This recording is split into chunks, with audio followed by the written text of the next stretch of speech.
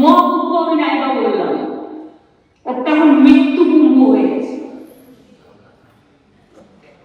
মৃত্যু কুম্ভের মতো আমি মহাকুম্ভকে সম্মান করি, আমি শ্রদ্ধা জানাই, পবিত্র গঙ্গা মাকে আমি সম্মান করি।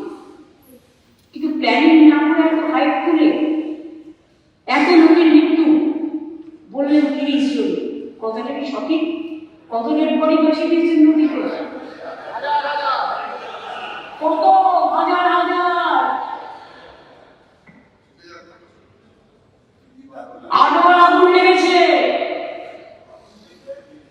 বড় লোক আর ভিআইপিদের জন্য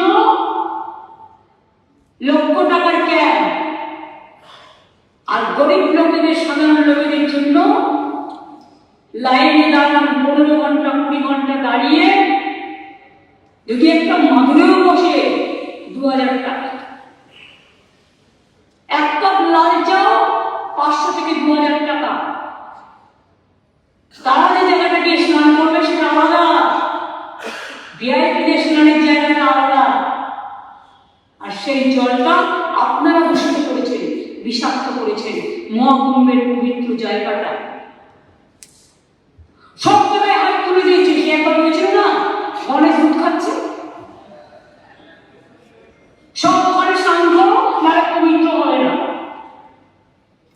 মৃতদেহের ওপর দিয়ে যারা এই হাইট তুলছেন আর টাকা কামানোর জন্য ধর্মকে বিক্রি করছেন, তাদের আমি মন থেকে মেনে নিতে পারি না।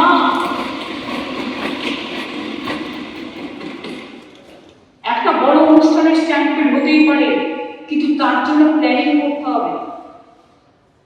কি প্ল্যানিং করেছিলেন আপনারা? মহাকুম্ভ শুরু হওয়ার দিন পর্যন্ত কোনো প্ল্যানিং হয়নি।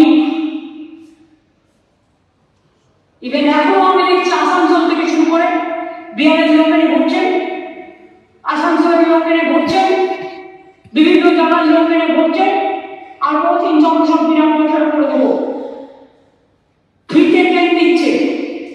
আপনাদের দেখুন আপনার ক্যাপাসিটি আছে কিনা, কত লোক যেতে পারে, কত লোক একটা ট্রেনে যেতে পারে। আমরা তো ট্রেন ভাড়া করে 100 দিনের কাজে টাকা যখন পাচ্ছিল না, জব কার্ড হোল্ডাররা, গরিব মানুষগুলো টাকা বুক করে, টাকা দিয়ে ট্রেন বুক করা হয়েছিল। করা যায়?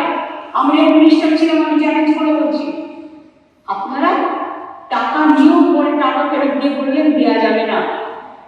তাহলে ফ্রি ট্রেন কাকে দিচ্ছেন? সাফরন কাওয়া।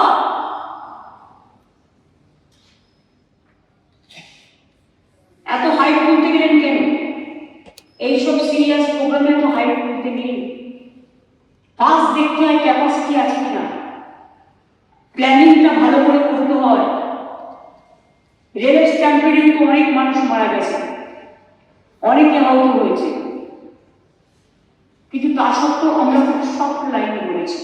তার কারণ ইনসিডেন্ট বা অ্যাক্সিডেন্ট যে কোনো জায়গায় করতে পারে, সেটা নিয়ে আমরা নোংরা রাজনীতি করি না।